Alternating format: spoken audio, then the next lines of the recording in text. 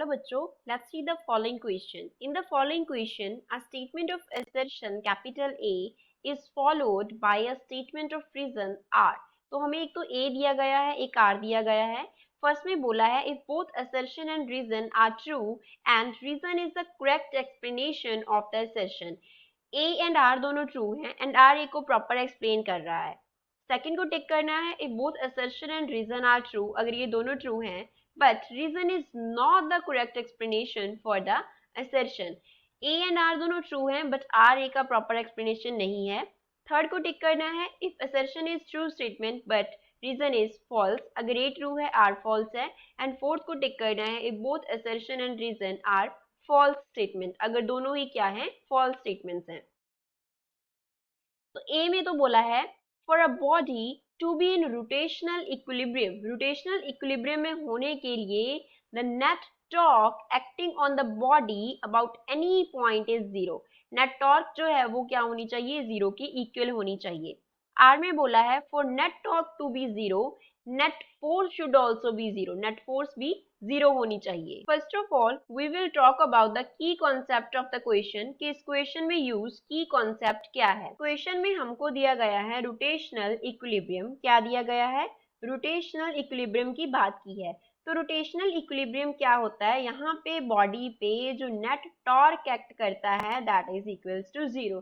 Summation का मतलब है कि हम नेट टॉर्क का बात कर रहे हैं, नेट टॉर्क का बात कर रहे हैं एंड टॉर्क को टॉ से रिप्रेजेंट किया है. तो रोटेशनल इक्विलिब्रियम ही वो होता है जहां पे नेट टॉर्क जो होगा वो जीरो होगा, तब बॉडी को इक्विलिब्रियम में बोलेंगे.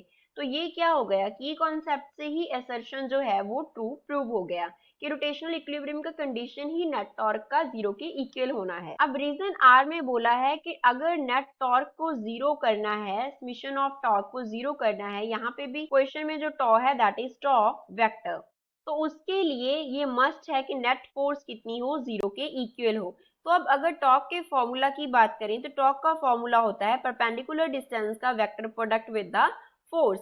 अगर इसको मैग्नीट्यूड की फॉर्म में लिखना हो तो टो वेक्टर का मैग्नीट्यूड इक्वल होता है आर वेक्टर का मैग्नीट्यूड इंटू एफ वेक्टर का magnitude into sine of theta.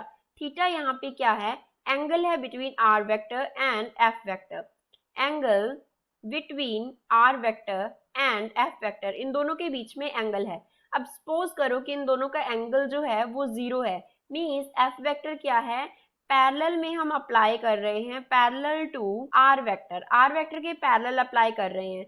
तो अगर थीटा जीरो है तो साइन जीरो डिग्री कितना होता है, जीरो के इक्वल होता है. तो यहाँ से हमारे पास टॉर्क टॉ वेक्टर का वैल्यू कितना आएगा इन मैग्नीट्यूड, आर वेक्टर का मैग्नीट्यूड इंटू एफ वेक्टर का magnitude into zero, means torque कितना हो गया, जीरो हो गया.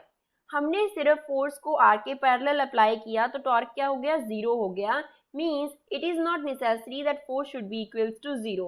तो रीजन क्या है इस केस में, फॉल्स स्टेटमेंट है. तो हम थर्ड ऑप्शन को टिक करेंगे if assertion is true statement but reason is false. I hope you understood it well. Best of luck.